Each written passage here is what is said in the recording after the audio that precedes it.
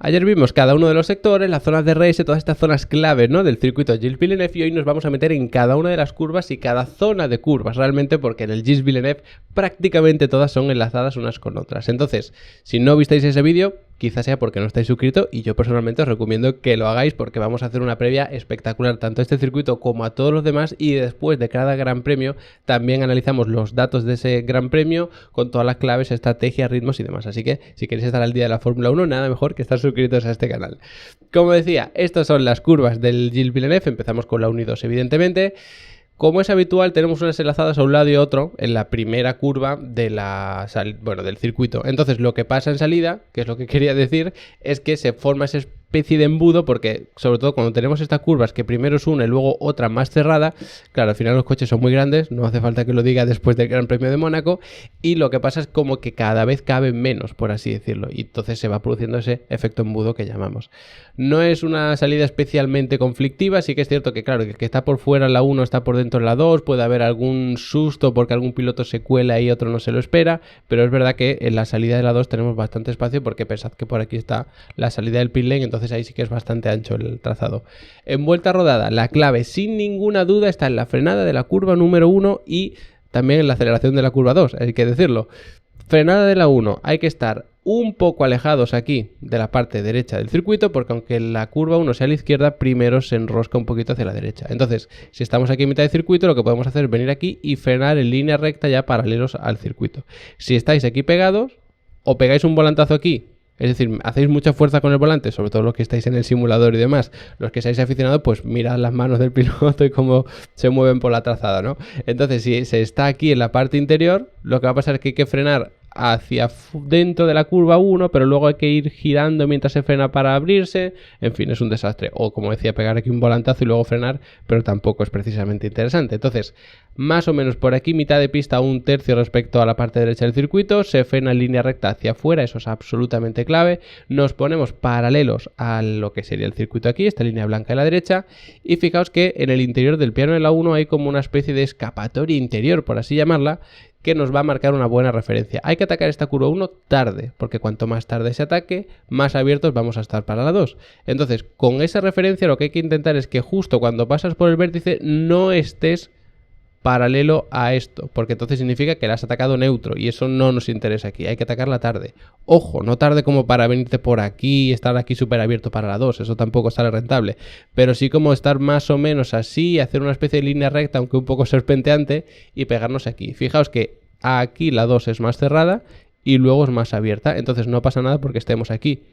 Hay que rodear este piano interior. Y ojo, la otra clave, hay que ser muy constantes con el acelerador y tener muy buenas referencias, porque estás aquí y no estás viendo este piano y este muro que tienes por aquí, que es el punto de salida. Entonces lo que hay que hacer es ir dando gas muy poquito a poco, pero de forma constante y en el momento indicado, porque si das gas demasiado pronto, demasiado agresivo, aquí vas a tener que levantar, corregir la trazada y es un desastre. De hecho, quien no lo hace puede tener, o quien no lo haga, mejor dicho, y le pase eso, quizá tenga algún susto con este muro. Luego apoyamos la parte izquierda del coche en este piano, vamos ganando centro de pista.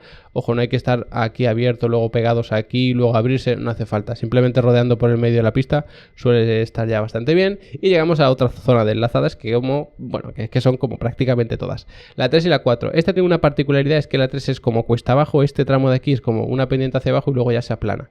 Entonces, para la 3... se atacaría un poquito tarde para hacerla más o menos fluida, es decir, la atacas más o menos tarde así, entonces la puedes hacer con la 4 más o menos recto.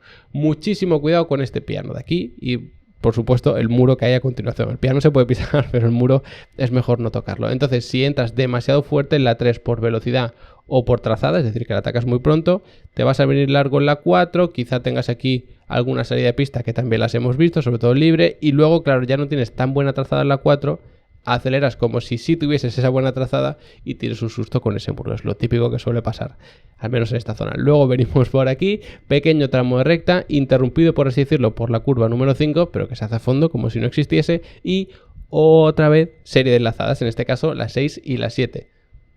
Tenemos aquí esta referencia. ¿Qué hay que hacer con esta referencia? Tened en cuenta que al final de la curva no podemos ir paralelos, es decir, si esta línea es así, nuestra trazada no puede venir aquí, porque eso es lo que significa que te estás yendo largo antes de las 7.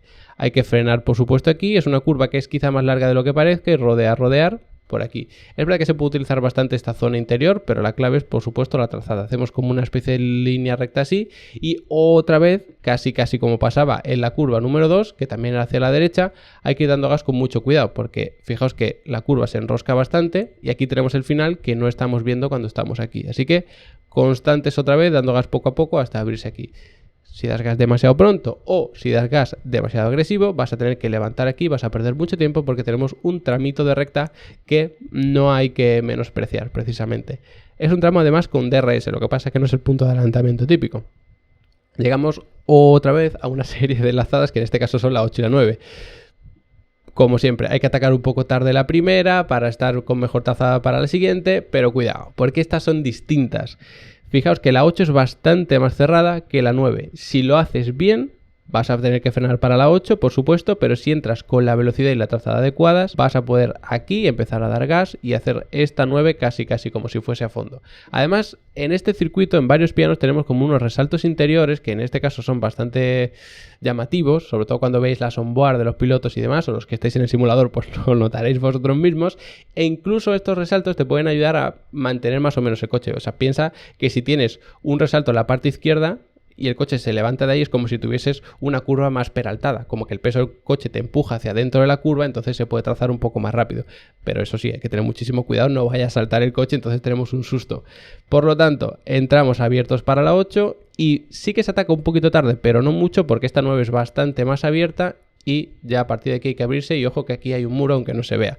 Entonces la 9 sí que se atacaría pronto teóricamente porque salimos de la 8 que es más cerrada, pero no pasa nada porque aquí te puedes ir abriendo ya hasta el final que hay un muro. Y tenemos una especie de tramo de recta o semi-recta porque se va enroscando un poquito hacia la izquierda hasta la curva número 10, uno de los puntos, en mi humilde opinión, más bonitos del circuito, aunque entiendo que el muro de los campeones, esa última frenada es como lo más típico, pero a mí personalmente me gusta este punto.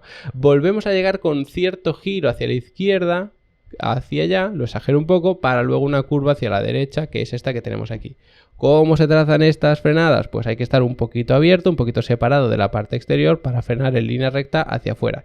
Y es una curva que se rodea muchísimo, es decir, no es lo típico que te abres aquí, luego te pegas al interior y luego te abres.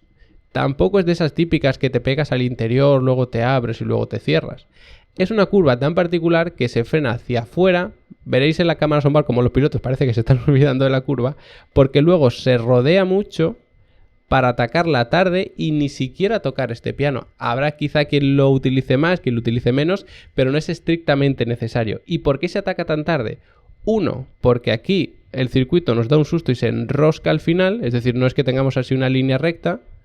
Y punto número 2, porque esta es la recta más larga del circuito con mucha diferencia. Mañana veremos los datos de telemetría y lo entenderéis todavía mejor. Entonces, al salir de aquí con mejor trazada, al haber entrado más abierto, sales con más velocidad, no te preocupa ese muro de ahí, atacas este piano y encima vas con más velocidad para la zona de DRS más importante del circuito. Y cuando tengamos duelos de 1 a 1, digamos, no con trenes de coche y todo esto, sino cuando son dos pilotos, es muy bonito ver cómo cambian las trazadas, porque claro, si te abres demasiado para salir con más velocidad y que no te adelanten, puede que ese piloto te la juegue y se cuele con por el interior, perdón.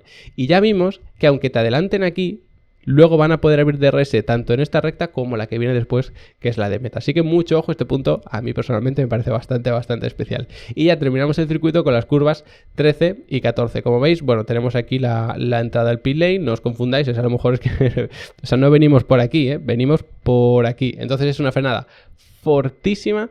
Y estas curvas es verdad que no son especialmente lentas porque bueno, sí que están redondeadas y más o menos abiertas, pero claro, es que se llega aquí a una velocidad brutal, entonces la frenada es muy fuerte, se ataca con muchísima agresividad la curva 13 y ahí está el problema, que si fallas un mínimo con la trazada, el coche te puede saltar aquí, pierdes el control y te vas contra el famoso muro de los campeones, que no es un muro, aunque se llama así, que a la gente le guste chocar. Entonces hay que ser muy agresivo, se ve además como en las cámaras son una locura, como los coches saltan y demás, pero hay que saltar saltar con cuidado, digamos, para que no se pierda el control del coche. Y luego, por supuesto, apurar al máximo aquí, que sobre todo en clasificación es muy bonito ver a qué distancia no se quedan de ese muro exterior. Y luego ya tendremos la recta de meta, que también es zona de DRS.